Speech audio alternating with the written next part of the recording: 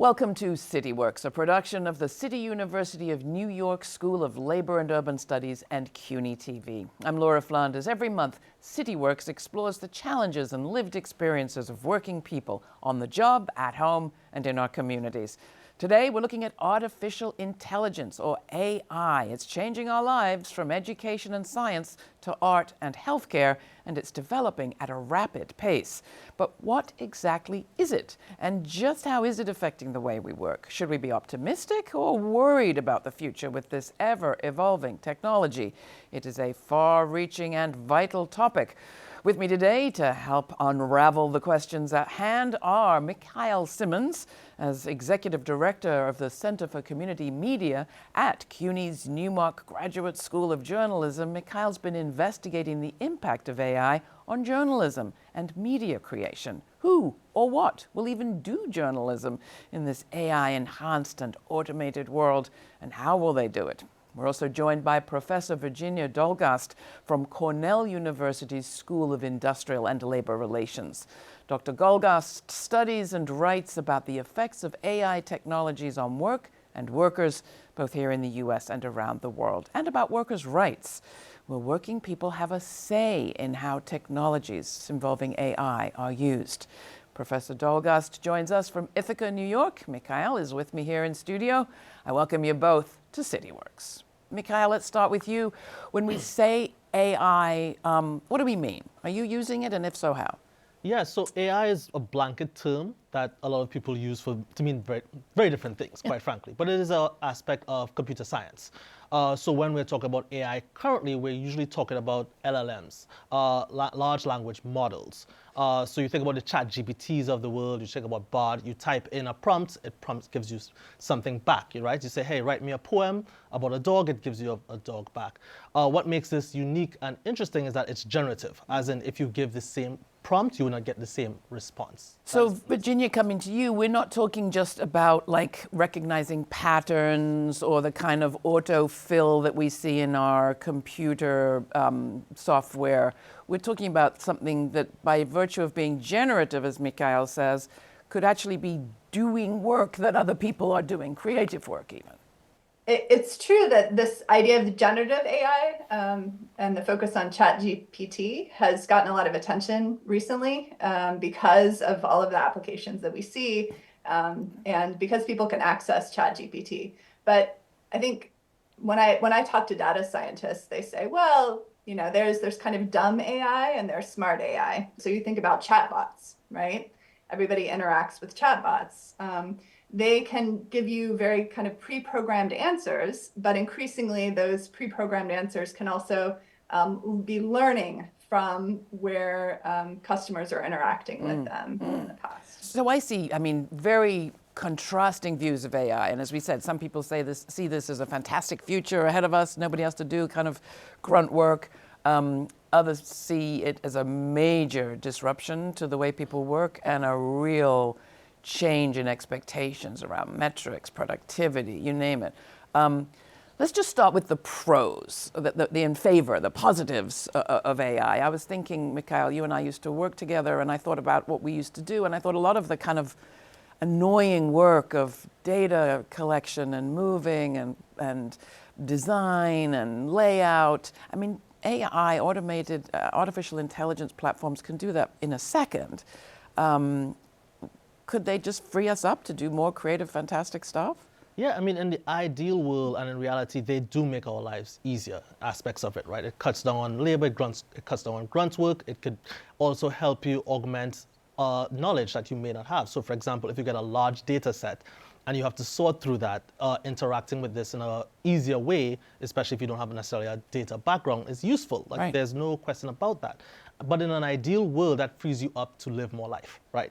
You are more productive and you can go home at night and not have to spend so much hours, which is in some ways a band-aid to how much work we are asked to do in the modern day. So those are pros,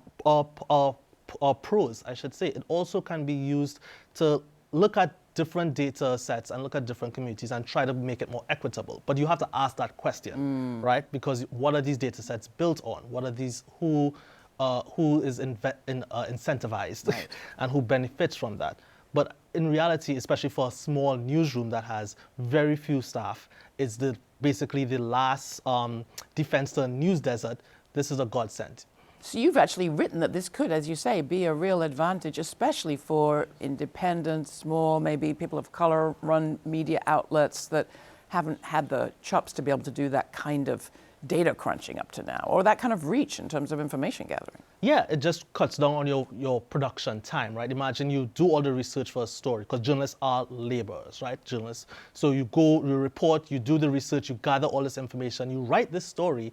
But now, in the modern day, you have to have multiple tweets and multiple promotions and multiple headlines. Maybe a translation if your audience is multilingual. This cuts down on the time for you to reach your audience, because you've done all of that work. It helps you with the distribution part. So, okay, I'm hearing some positives. Coming to you, Virginia. Mikhael mentioned us as workers, and I think we've both talked about grunt work. What is the impact on what we might call grunt work? I was just watching people digging in the street and thinking, well, their job isn't going to be replaced by AI if it hasn't been replaced by robots up to now. So is this good for kind of blue-collar manual labor, or scary because now everyone has to interact with AI and there are fewer of those kind of jobs? Which is it? So for technicians, that's one group of workers I study in the telecom sector. You have basically the applications of AI in ways that help to see if there are network faults, and then to be able to more quickly send out technicians to solve those problems. Or you have technicians who are working in call centers, and they now have a digital assistant that can help lead them through the steps of identifying a problem and solving it for the customer here in the office, instead of having to go out to the home.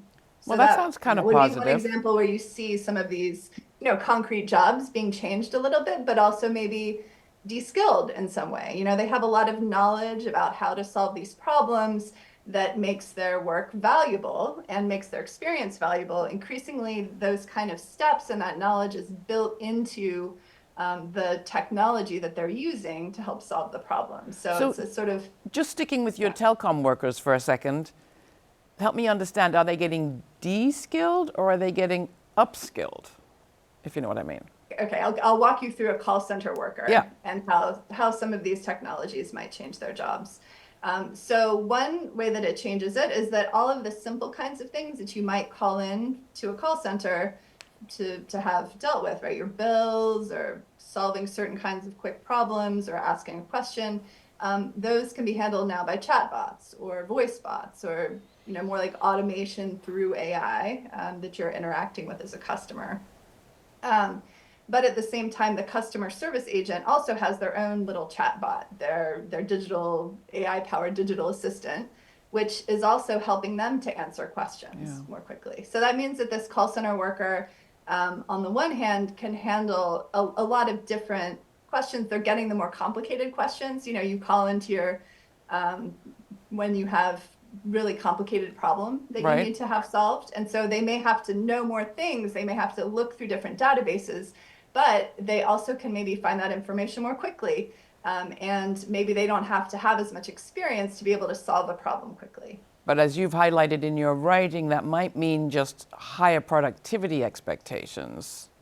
And yeah. And so that's the second piece, that not only is AI being used to automate work, but a lot of the applications of AI that are the most worrying have to do with management, the way that it's used to monitor workers, to really track everything that they're doing, and to also behind video cameras in the workplace, be surveillance. Really, so coming back to you, Mikhael, there's likely to be a way that this plays out differently in our raced and gendered society. So what are you seeing at that level of kind of whether this is a boon or a disadvantage, apart from what you just said about institutions perhaps being able to see some gains? What about those individual journalists that you work with? Yeah, so we have to think about the models as who made them, what are the biases of the models. So for example, just to understand, in the case of large language models, they're scraped from the internet, they're scraped from certain websites which have their own biases because society is biased. It's scraped Wikipedia, which is disproportionately male, with male writers. It's scraped from Reddit, which is great and terrible at the same time. So your base information is based on these biases of society. And So then your data set. your data set is based on biases. And even if you try to put in weights on this to fight against A versus B, it is still a bias of a person creating that, right? So you think about bias on top of biases. So one of the things I recommend that journalists do, especially journalists of color, journalists from underrepresented groups, is take control of this technology. Oh. You know, and basically use it to know what its strengths and weaknesses are, especially since it's evolving. Speak about it, push back against it, whether it's to speed up or to slow it down, but to make it more equitable. Because if we know for a fact that these organizations have biases, we know the data set has biases, the question at this point is how do we correct it or slow it down? All right, so we're going to take the second half of our conversation to talk about that pushback, because I'm hearing engage, don't try to restrict, or at least don't only try to restrict, engage, use, become familiar. And I know that your work, Virginia, has looked very closely at how some organizations, unions, workers' groups have engaged and responded in effective ways. So we're going to take a quick break, but you're watching CityWorks, and we'll be right back. The CUNY School of Labor and Urban Studies is the 25th and newest school under the CUNY umbrella. Dedicated to public service and social justice, the CUNY School of Labor and Urban Studies offers undergraduate and graduate degrees in the areas of labor studies and urban studies, and certificate programs in labor relations, public administration and public policy, healthcare policy and administration, and community leadership. We pride ourselves on being an institution that brings together activists and academics. Find out more at slu.cuny.edu.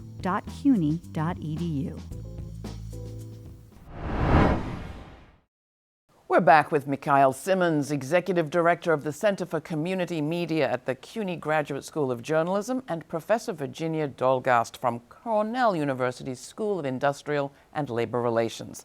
And we're talking about AI, artificial intelligence in the workplace, and what is at stake for workers and the rest of us. Coming back to you, Mikhael, we were talking before the break about the kind of options we've been given so far when it comes to discussing AI in the workplace. It's been kind of restrict or don't restrict, have rules, don't have rules.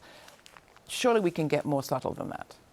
Oh, 100%, 100%. I think, so what I've advised people is read as much as you can and seek advice externally and give guidance internally.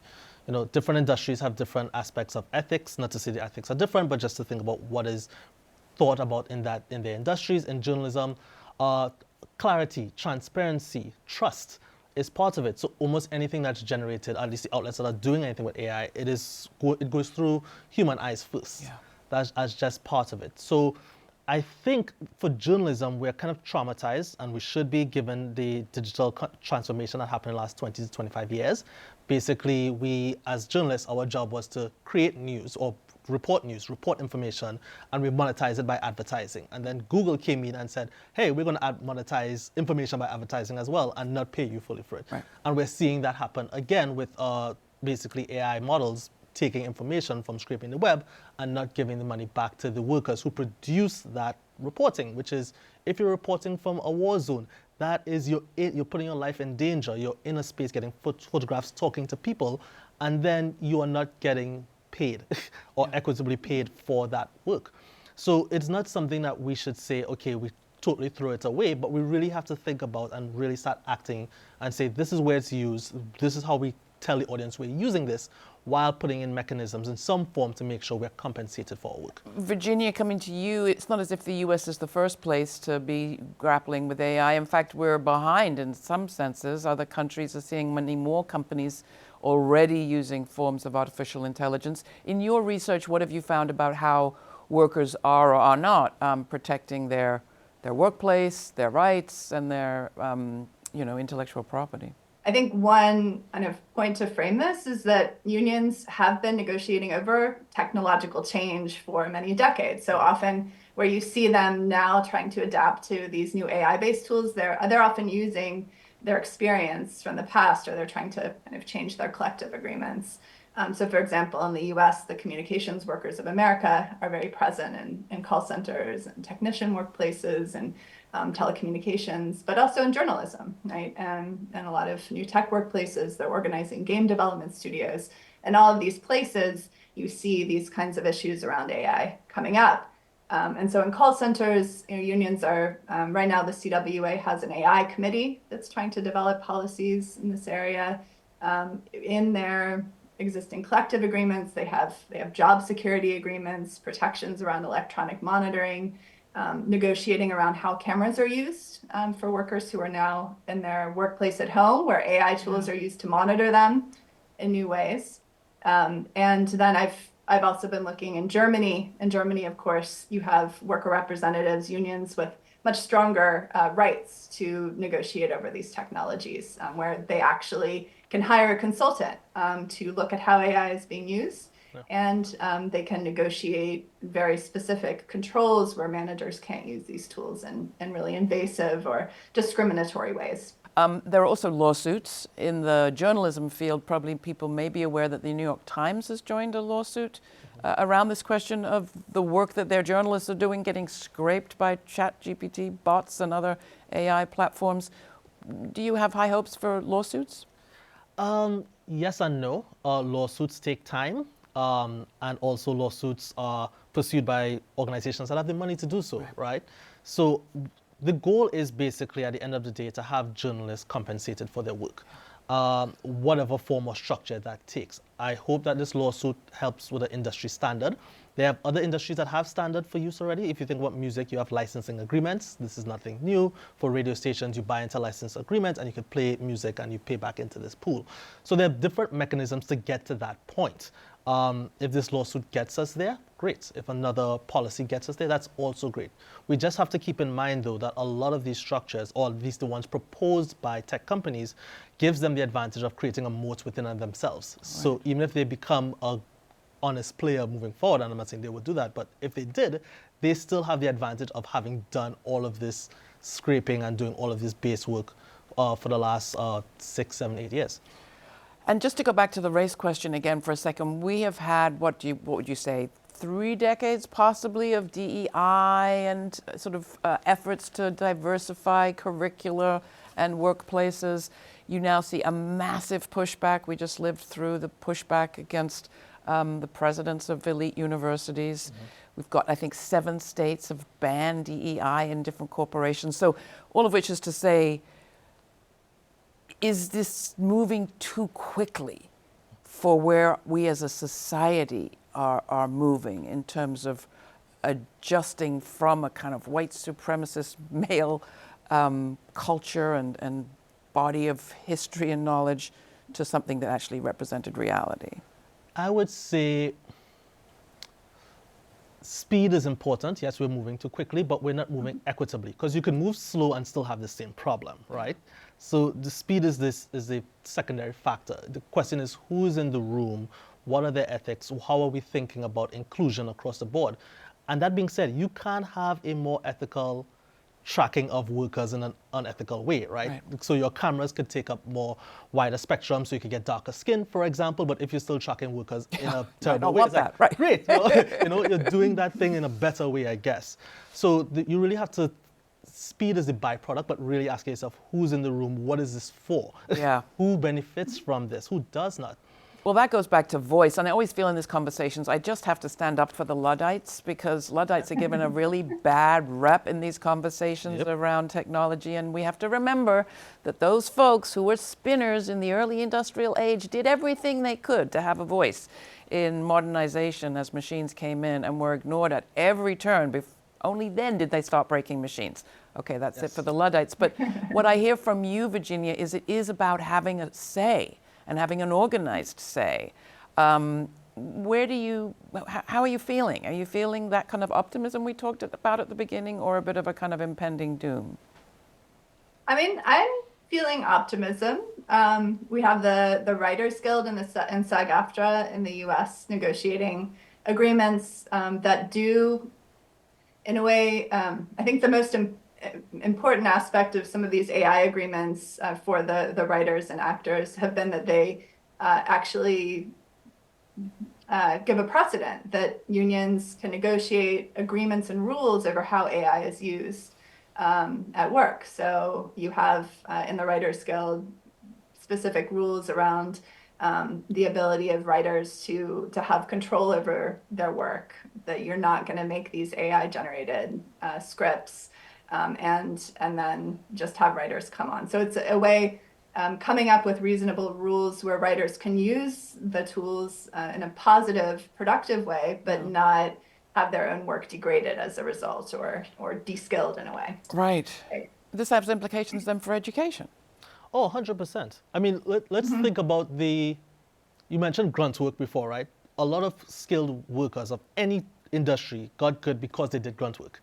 Right? This is how you have to, in journalism, you have to do that breaking story, who, what, when, why, how. In any other industry, you just have to do that basic work, and then you get the nuance and skill, and your humanity comes into that work. Now that entire class of work may disappear in different ways because AI is getting into that. So we now have to adapt how we're teaching and how we're learning.